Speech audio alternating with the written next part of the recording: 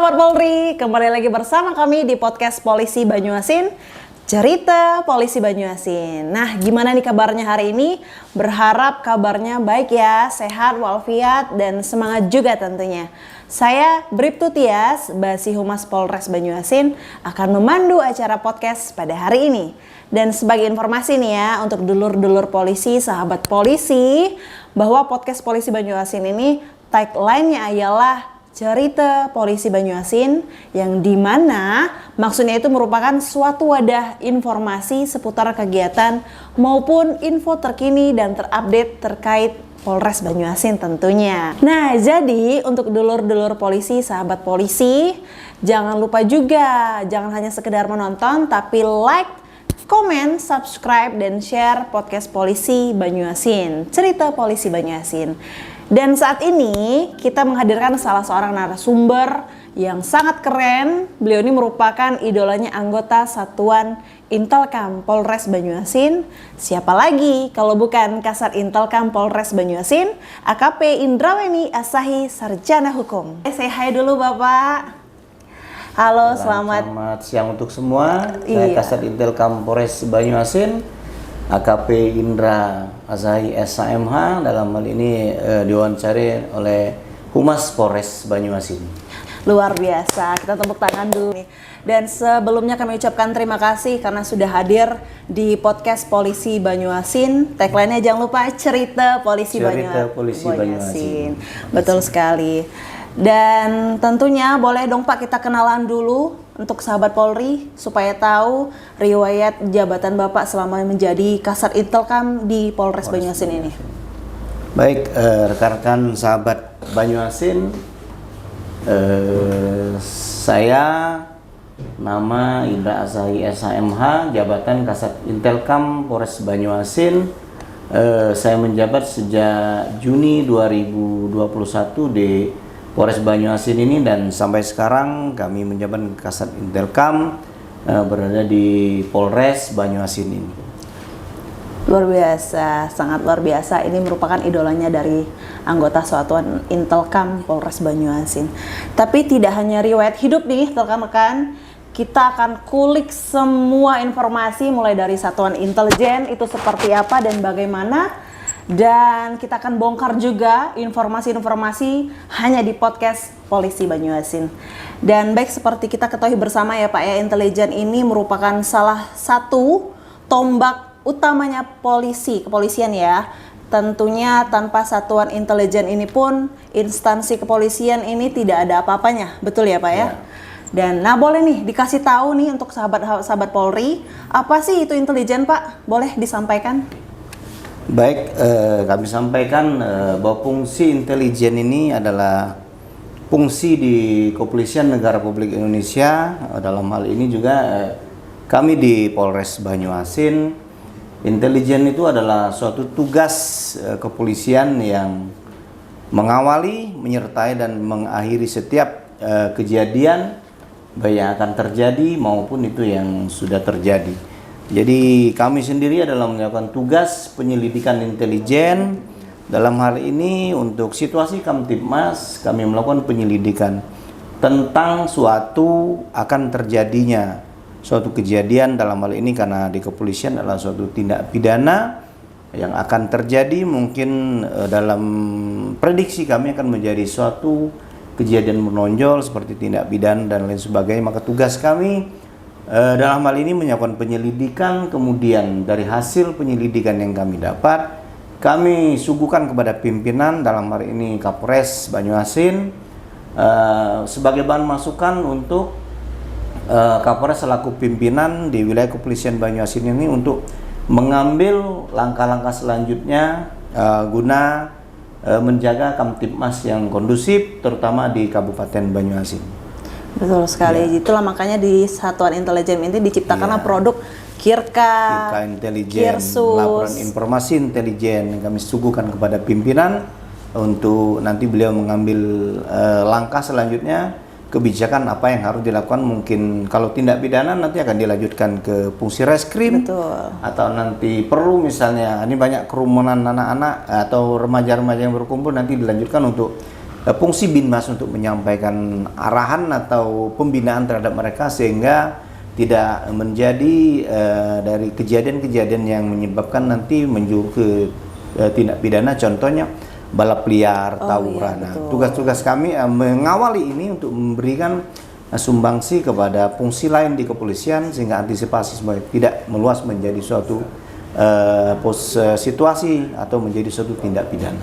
Betul sekali, luar biasa, dan dapat kita ketahui bersama juga ya, Polres Banyuasin ini pun hasil pencapaiannya sangat luar biasa. Alhamdulillah. Dari mulai dapatnya penghargaan WBK, WBBM yang sangat luar biasa dari Polres jajaran pun Banyuasin sudah mendahului ya Pak ya. WBBM. Dan ini pun tidak luput dari kerja kerasnya Satuan Intelkam, khususnya di pelayanan SKCK. Dan SKCK ini pun sudah pada tahu kan kepanjangannya ialah Surat Keterangan Catatan Kepolisian. Nah, ngomong-ngomong tentang SKCK nih Pak, kita agak bergeser topik sedikit ya. Bisa dong Bapak dijelaskan, kita sharing-sharing nih, apa itu SKCK, bagaimana persyaratannya, terus apakah ada online, katanya ada online dan segala macam. Boleh nih Pak, untuk yang pertama kita sharing dulu persyaratan SKCK itu seperti apa? Nah, baik. Jadi salah satu tugas lain dari fungsi intelijen ini yaitu dalam pelayanan SKCK. SKCK ini adalah bentuk surat atau produk intelijen yang nanti digunakan oleh masyarakat ketika mereka akan mencari kerja, persyaratan-persyaratan lainnya, sehingga dibutuhkan catatan kepolisian ini untuk menjelaskan yang bersangkutan ini tentang catatan kriminalitas ada atau tidaknya, apa misalnya sudah melakukan tindak pidana. Nah, itu kita jelaskan di keterangan SKCK ini. Nah, persyaratannya antara lain satu adalah KTP yang bersangkutan atau pemohon, kemudian kartu keluarga, kemudian juga akte kelahiran, kemudian foto. Jadi pas foto layar merah ukuran 4x6 3 lembar, kemudian 3x4 1 lembar. Nah, kenapa ini diminta seperti ini, ada akte kelahiran dan lain sebagainya, supaya nanti data yang kita masukkan di SKCK itu sama dengan data aslinya yang bersangkutan. Dalam hal ini KTP, KK, atau memang tidak ada KTP dan KK, bisa mungkin ijazah yang bersangkutan, sehingga identik sama data yang kita keluarin dengan data awal yang bersangkutan untuk data tanggal lahir, umur, dan tempatnya itu. Maka diminta dalam hal ini keterangan akte kelahirannya dan KTP-nya, Bu. Oh, jadi itu merupakan persyaratan dari SKCK. SKCK yang harus kita sampaikan, yang sampaikan kepada kita untuk kita terbitkan SKCK. Oh, gitu. Terus kemudian ada yang ngomong sama Tias nih, kalau misalkan sekarang itu ada via online, SKCK via online. SKCK via online. Iya, Ya, itu gimana memang Pak? ada SKCK online ini, kita ada situs, Bu. Situsnya namanya www.skckpolri.go.id. Nah, ingat ya, www.skckpolri.go.id. Betul sekali. Kemudian? Nah, nanti yang bersangkutan bisa mengupload datanya di situ. Di sana sudah disiapkan, Bu, data segala macam, nama, pekerjaan, nanti diupload di situ.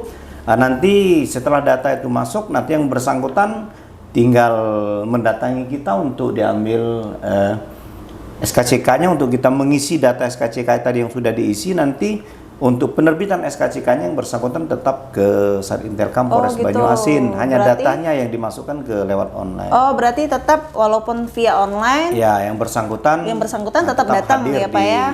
Polres Banyuasin. Oh gitu. Itu yang membedakan apa sih Pak antara SKCK online sama yang langsung datang, kan beda tuh. Iya. Kalau yang langsung datang, yang bersangkutan langsung membawa datanya, seperti yang saya jelaskan awal tadi, persyaratan yang berbagai macam tadi, dari akte segala macam. Data lengkap, mereka hadir ke sini. Tapi sebelumnya, misal mereka dengan jarak yang jauh online, mereka bisa mengupload datanya dulu. Oh, gitu. Nanti data yang kita sudah simpan, begitu nanti yang bersangkutan datang, si kita tinggal mengisi belangko, kemudian SKCK-nya bisa diterbitkan untuk mempercepat. Oh, jadi di sini juga pun ada operator ya Pak yang sudah melihat data-data yang sudah via online tadi ya. Ada operator kita di SKCK di pelayanan, dan mereka sudah siap ketika ada pemohon atau masyarakat yang mengajukan permohonan SKCK. Begitu rekan-rekan. Jadi sahabat Polri sudah tadi dijelaskan sama Kasar Intelkam, ternyata sekarang sudah ada via online. Tetapi yang jadi tanda kutipnya itu walaupun sudah daftar via online, tetap juga harus datang ke Polres untuk melakukan tahap selanjutnya. Nah, katanya juga Pak, ada yang bilang kok harus bayar 30.000? Kok gitu loh, kenapa loh? Ada apa sih Pak 30.000 itu untuk apa? Dan itu pun nantinya disalurkan kemana? Ya. Baik, untuk biaya ini memang ada, untuk biaya penerbitan SKCK kepolisian itu biayanya 30.000. Dan itu sudah memang termasuk dengan PNBP. Begitu. Itu PNBP pendapatan negara bukan pajak. Pendapatan negara bukan pajak. Nah, itu di PNBP memang ketentuannya seperti itu, Bu. Memang 30.000 itu masuk ke PNBP, nanti kami setorkan ke negara. Memang biaya secara umum 30.000 untuk penerbitan SKCK. Oh gitu. Jadi itu memang ketentuan ya Pak ya. Ya, sesuai dengan PP nomor 76 tahun 2020. Jadi begitu. Besarnya 30.000 itu sesuai dengan peraturan pemerintah nomor 76 tahun 2020. Jadi itu apakah 30.000 itu untuk Polres Banyuasin sendiri atau seluruhnya memang ketentuannya 30? Seluruh. Di kepolisian semua pelayanannya seluruh Indonesia 30.000 berdasarkan PP itu tadi, Bu. Nah, sekarang bukan sekarang sih, memang sudah menjadi hal yang sudah menjadi ketentuan ya Pak ya. 30.000 itu untuk seluruh Polres jajaran maupun Polda juga. Polsek gimana Pak? Polsek juga menerbitkan sama, Bu. Sama, untuk Polsek itu tetap biayanya 30.000. Nah, jadi Polsek, Polres dan Polda itu juga menerbitkan sama harganya 30.000 dan itu disetorkan sesuai dengan PNBP. Sesuai dengan PNBP. Jadi tidak ada penambahan lagi, tidak ada ataupun lagi pengurangan, mana mungkin ya Pak ya. Nah, jadi rekan-rekan itu dia 30.000 tadi yang dibahas waktu itu. Pernah ada yang nanya ke saya, Pak, Bu, kok ada 30.000? Memang ini bayar kemana? Kok bayar ke anggota ya? Dibilangnya kayak itu, Pak. Makanya saya jelaskan lagi kan, ternyata memang penjelasan dari Kasar Intelkam langsung memang betul bahwa 30.000 itu sudah menjadi ketentuan. Nah, terus ada juga nih, misalkan ada nggak sih Pak orang yang buat SKCK palsu?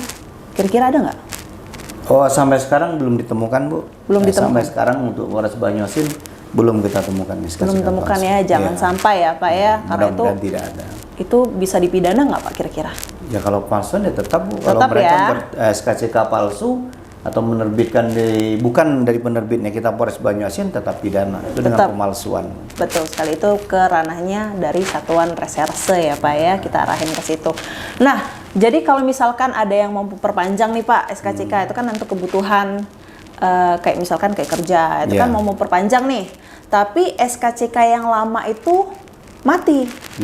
Kira-kira itu gimana Pak? Itukah apa mau memperpanjang lagi atau dia buat baru? Nah, itu memperpanjang namanya, Bu. Jadi yang bersangkutan tetap datang lagi ke Polres dengan membawa SKCK yang lama. Oh, tetap dibawa. Tetap dibawa SKCK yang lama yang sudah mati, yang sudah habis masa berlakunya dibawa ke kita. Nah, terus yang bersangkutan tetap melampirkan SKCK dan KTP serta atau akta kelahiran untuk pendataan ulang ke kita untuk kita perpanjang kembali atau menghidupkan lagi SKCK yang sudah mati tadi. Oh, jadi tetap dibawa untuk SKCK yang lama walaupun sudah mati ya Pak ya. Tetap dibawa, tetap diurus lagi, itu namanya memperpanjang. Memperpanjang walaupun sudah mati. Itu prosedurnya tuh syaratnya sama nggak sih Pak untuk yang buat baru? Itu tadi SKCK lama, KTP dengan KK. Oh, itu mereka aja. Kita bawa lagi datanya itu untuk kita bikin baru. Karena yang bersangkutan harus, apalagi mungkin sudah lama masa matinya sudah 1 tahun, itu harus melengkapi data seperti data awal, Bu. Oh, seperti data awal. Nah, kita balik lagi nih Pak, flashback. Kalau misalkan Polres Banyuasin ini kan sudah meraih predikat WBK dan WBBM. Di programnya WBBM kemarin, itu kan dari pelayanan SKCK kan mengeluarkan program Go Cakra. Ya. Betul ya Pak ya? Betul. Nah, bisa dong dijelasin apa itu Go Cakra, bagaimana sistemnya, inovasinya seperti apa, apakah sampai dengan sekarang pun masih dijalankan? Baik. Go Cakra ini salah satu program unggulan Satintelkam Polres Banyuasin, salah satu program kita. Jadi begini, bahasa Go Cakra ini istilah kita Go Cakra. Jadi ketika pemohon SKCK ini ramai mungkin banyak, pemohonnya banyak, ramai, sehingga mereka setelah mengisi data, Bu, seperti yang saya jelaskan persyaratan di awal, mengisi data, permohonan dan sebagainya, kalau mereka menunggu kan lama, Bu. Lagi pula antriannya panjang, kalau banyak, kita juga kan tidak mungkin cepat, kalau banyak kan harus antri. Iya, betul. Nah, supaya masyarakat atau pemohon menunggunya tidak lama, kita izinkan mereka untuk pulang. Izinkan untuk pulang. Nah, nanti SKCK-nya tim Go Cakra kami yang menghantar sampai ke rumah yang bersangkutan. Oh begitu. Jadi Ya. tetap misalkan kayak alurnya itu tetap orang pemohon ke Polres hadir ke sini karena ramai, ngantri, tinggal nunggu selesai ya, kan, Pak? tinggal nunggu selesai, kita print out saja. Nanti petugas kami dari petugas Go Cakra tadi yang mengantar ke rumah penduduk. Oh gitu. Jadi memang kayak misalkan contohnya orang lagi hari kerja kan, lagi kerja, ada kerjaan di tempat kerjanya yang mendesak, bisa ditinggal. Bisa ditinggal, nanti kami yang personil yang Go Cakra itu yang nganternya ke rumah yang bersangkutan. Gitu. Dan sampai sekarang masih dijalankan? Masih berjalan. Masih berjalan. Nah, Sobat Polri, khususnya di wilayah Banyuasin yang mau buat SKCK tapi ada keperluan mendesak setelah untuk menunggu print outnya itu, boleh beraktivitas menjalankan aktivitasnya. Nanti ada personil Go Cakra dari Satuan Satintelkam yang akan mengantar ya Pak ya, ke rumah pemohon. Betul sekali. Nah, jadi kemarin itu kan ada yang nanya nih Pak di salah satu akun medsos ya, kira-kira kalau misalkan orang yang difabel itu bisa buat SKCK? Buat SKCK. Bisa Pak? Bisa, Bu. Difabel dalam hal ini di pelayanan SKCK kami sudah kami buat alur khusus yang difabel, Bu. Di situ ada kursi roda. Oh, pelayanan sudah ada kursi ya, roda, Pak ya? Misalnya yang tidak bisa berjalan dan disiapkan kursi roda, mungkin dia ada alur khusus, tidak bergabung dengan pemohon umum, nanti kami layani secara khusus. Secara khusus itu yang pertama. Yang kedua, seandainya yang bersangkutan tunanetra. Iya. Tunanetra kami sudah menyiapkan huruf braille. Oh, huruf yang braille ya, yang khusus untuk orang tunanetra yang diraba-raba itu ya Pak ya. Kami siapkan di sini, dan alur kursi rodanya sudah kami siapkan jalur khusus dan kami layani secara khusus. Kemudian juga sudah disiapkan WC atau toilet difabel untuk pelayanan khusus SKCK, dan itu sudah bisa digunakan. Itu sudah berjalan berapa lama Pak di Polres? Sudah hampir lebih 1 tahun yang lalu. Lebih 1 tahun yang lalu. 1 tahun yang lalu sudah kita siapkan, karena mengingat itu tadi terkadang mungkin orang-orang difabel yang membutuhkan SKCK, keterangan dari catatan kepolisian, maka kita berinisiatif untuk menyiapkan pelayanan. Biasanya kalau orang difabel itu mereka membuat SKCK itu untuk apa Pak kerjanya? Diperuntukkan untuk apa contoh biasanya? Misal begini, Bu, dia tunarungu ya, bisu misalnya, bisu. Tapi dia mau bekerja di perusahaan atau di perusahaan lah misalnya, membutuhkan SKCK. Nah, itu mereka harus dilengkapi, kalau sesuai dengan permintaan perusahaan yang menggunakan SKCK, mereka harus disiapkan SKCK-nya. Nah, itulah tadi salah satunya pelayanan difabel yang kami siapkan di pelayanan SKCK ini. Oh gitu, jadi tidak hanya semerta-merta difabel itu tidak bisa bekerja ya Pak ya? Ya, tergantung perusahaan. Kalau memang perusahaannya tidak mempermasalahkan mereka tunanetra, yang penting bisa bekerja, mungkin perlu SKCK juga tetap kita terbitkan. Makanya kita siapkan alur kursi difabel, kemudian huruf braille tadi, Bu, sudah kita siapkan untuk pelayanan orang-orang yang kurang yang kesehatannya kurang sehat atau susah untuk berjalan, atau tunanetra ataupun tunarungu yang tidak bisa bicara. Itu bentuk pelayanan kami kepada masyarakat, khususnya masyarakat Kabupaten Banyuasin. Betul sekali, sesuai dengan slogan Polres Banyuasin ya Pak ya, pelayanan prima. Betul, luar biasa. Nah, baik sahabat Polri, tadi sudah panjang lebar kali tinggi dijelaskan sama Kasat Intelkam AKP Indraweni Asahi, sarjana hukum, terkait intelijen. Tadi sudah dijelaskan intelijen seperti apa dan prosedur pelayanan SKCK di Polres Banyuasin. Nah, jadi sekarang kalian udah tahu dong, nggak perlu lagi bingung ke Polres mau buat SKCK itu seperti apa dan bagaimana. Sekarang udah ada via online. Walaupun via online tetap yang bersangkutan tetap ke Polres, tapi itu sebenarnya lebih mudah ya Pak ya? Iya, mempercepat pelayanan. Mempercepat pelayanan karena data-data yang sudah di-input di online itu sudah ter-input juga di operator Polres, betul ya Pak ya. Nah, jadi apalagi pembuatan SKCK ini sangat gampang, tidak perlu keluar uang banyak kata orang ya Pak ya, hanya 30.000 dan itu pun ketentuan dari pemerintah. Ketentuan 30.000, tidak ada penambahan, apalagi pengurangan itu tidak mungkin 30.000. Nah, jadi kita sudah di penghujung acara juga. Dan untuk hari ini kami ucapkan terima kasih sekali Kasat Intelkam AKP Indraweni Sarjana Hukum sudah mampir di podcast Polisi Banyuasin, sudah menyempatkan hadir dan berbagi informasi kepada kita semua di acara podcast Polisi Banyuasin. Semoga kita semua di sini selalu dalam lindungan Allah Subhanahu wa taala dan perbincangan podcast kali ini dapat bermanfaat juga untuk rekan-rekan sahabat Polri khususnya. Baik, saya Bribtu Tias pamit undur diri. Sampai jumpa di podcast selanjutnya. Salam presisi. Salam presisi.